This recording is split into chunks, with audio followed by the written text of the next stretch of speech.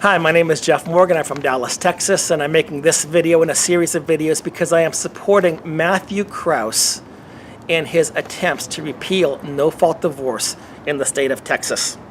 Many people think that no-fault divorce is a right. It's almost a constitutional right. How dare the government tell me that I should not be able to divorce somebody whenever I want to for whatever reason or any reason whatsoever? How dare the government tell me that I need to stay in a marriage that I don't want to be in? The reality is this: no-fault divorce by its very nature is a legal action. When you go through this process, you are suing somebody. You are asking the state and a judge to rule in your favor, even if you were the one who caused fault.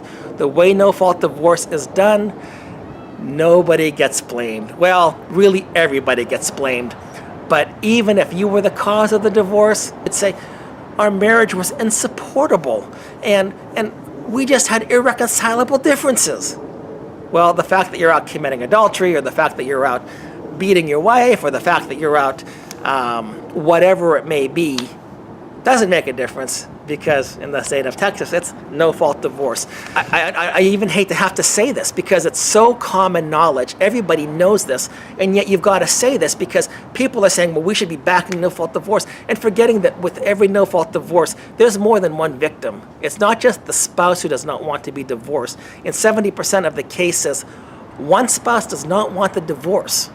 This is a unilateral action. It's a forced action in which that spouse is taking the state and the court to try to get to rule in their favor, to dissolve a union that he or she no longer wants.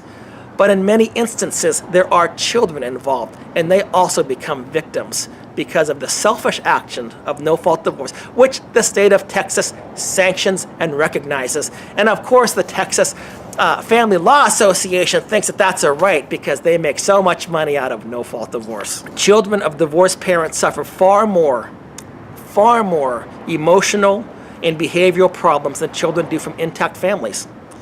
They're more likely to commit suicide or to attempt suicide. They're more likely to suffer poor health. They're more likely to be caught in poverty. They're more likely to have fewer opportunities in life. They're more likely to drop out of school. They're more likely to be incarcerated. They're more likely to be in gangs. They're more likely to suffer out of wedlock pregnancies. They're more likely to commit crimes. They're more likely to start alcohol abuse early because of the fact that when you break apart a family, you destroy something that the children knows should be intact.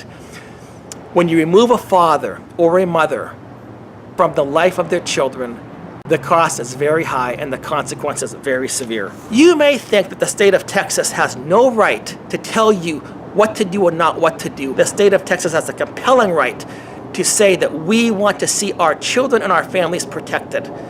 And in addition to that, when divorces take place, there are financial costs that families have that usually the taxpayers end up paying for. It can be in food stamps, it can be in anti-poverty measures, it can be in incarceration costs because the children of divorce are more likely to be imprisoned for crimes. When you have children of divorce, the likelihood that they too will go through a divorce increases. If you are a child of divorce, you have a 50% higher chance of getting divorced. And if you marry somebody who is also a child of divorce, which most people, children of divorces, tend to marry people who are children of divorces, you actually end up with a 200% greater chance of getting divorced yourself. So the effect of divorce is not just what you do right now, it is also transgenerational. You get a divorce, you may also be setting up your kids for failure in life and also for failure in marriage in the future. So this nonsense that no-fault divorce is just an innocent action that two people are willingly taken is just that. It's nonsense and it's a lie, and I support Matthew Krause 100% to repeal no-fault divorce.